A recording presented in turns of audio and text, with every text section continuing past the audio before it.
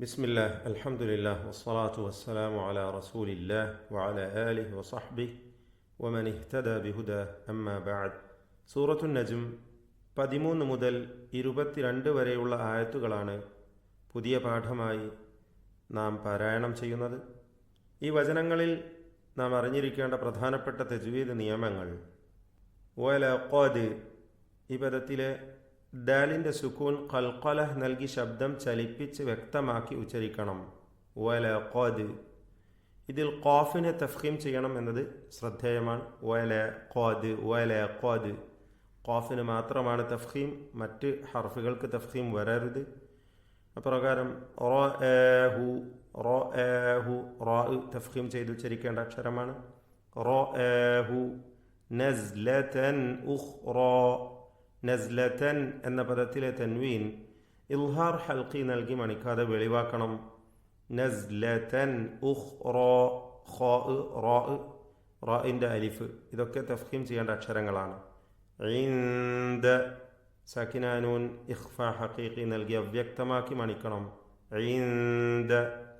സിദ്റതി ദാലിൻ്റെ സുക്കൂൻ ഖൽഖല നൽകി ശബ്ദം ചലിപ്പിച്ച് വ്യക്തമാക്കി ഉച്ചരിക്കണം. അൽ മുൻതഹ സകിനാനൂൻ ഇഖ്ഫാ ഹഖീഖി നൽകി അവ്യക്തമാക്കി മണിക്കണം. ഇൻദ സിദ്റതിൽ മുൻതഹ. ഈ വചനത്തിൽ റാഇന് മാത്രമാണ് തഫ്ഖീം നൽകേണ്ടത്, പ്രത്യേകം ശ്രദ്ധിക്കുക. റാ അല്ലാത്ത മറ്റക്ഷരങ്ങൾക്കൊന്നും തഫ്ഖീം വരരുത്.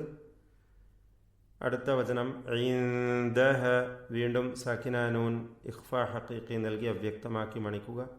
ജന്നത്തുൽ മഅ്വ. നൂൻ മുഷദ്ദദ, ഷദ് നൽകപ്പെട്ട നൂനിനെ 2 ഹറക്കത്തിൻ്റെ അളവിൽ മണിക്കണം. അൽ മഅ്വ. വ്യക്തമായി ഹംസയെ ഉച്ചരിക്കുക. മഅ്വ എന്നൊന്നും പറയരുത്.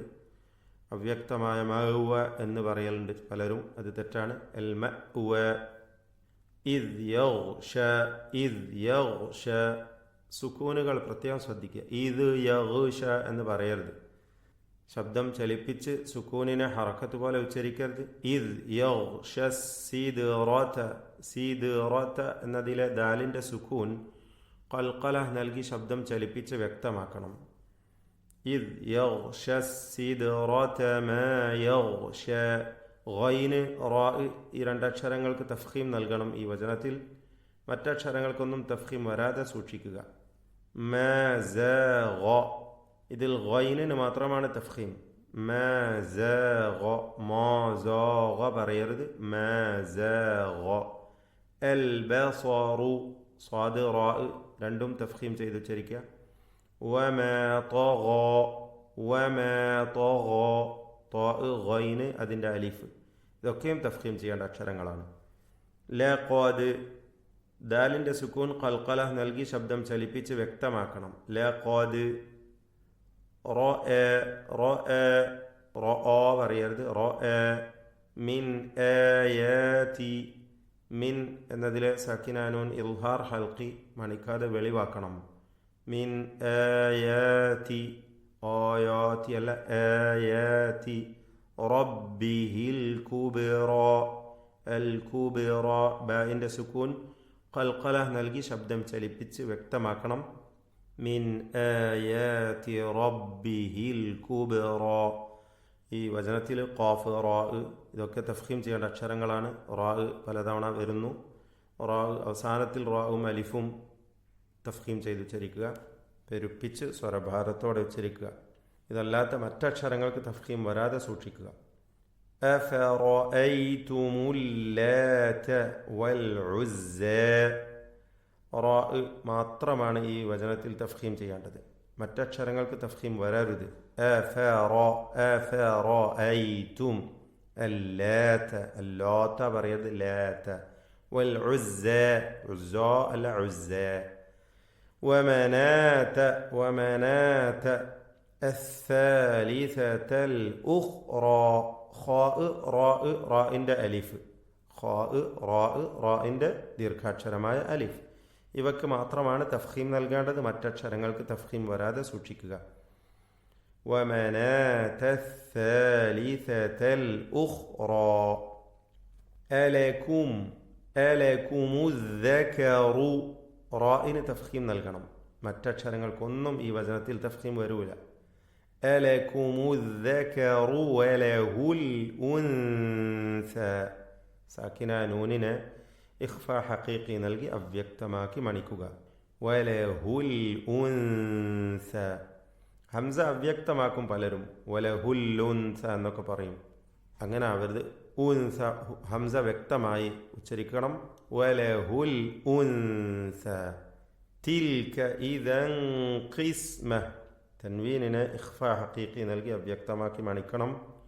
ഇദൻ ഖിസ്മത്തുൻ. ഖാഫ് കുറഞ്ഞ തഫ്ഖീമേ വരികയുള്ളൂ.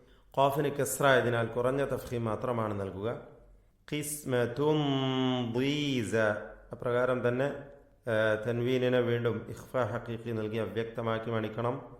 ശേഷം ദ്വാദാണ്. ദ്വാദിന് കസ്റായതിനാൽ കുറഞ്ഞ തഫ്ഖീം മാത്രമാണ് നൽകുക. ഇദൻ ഖിസ്മത്തുൻ ദീസ. സ അതും അതിൻ്റെ അലിഫും തർക്കീഖ് ചെയ്യേണ്ട അക്ഷരങ്ങളാണ്, തഫ്ഖീം അല്ല. ദീസ സോ പറയരുത്, സ. ഇപ്രകാരം എല്ലാ അക്ഷരങ്ങൾക്കും ശരിയായ വിധത്തിൽ ഉച്ചാരണം നൽകി പാരായണം ശരിയാക്കുക. അല്ലാഹു തൗഫീഖ് ചെയ്യുമാറാവട്ടെ.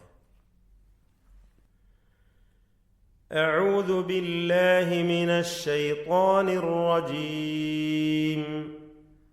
بسم الله الرحمن الرحيم.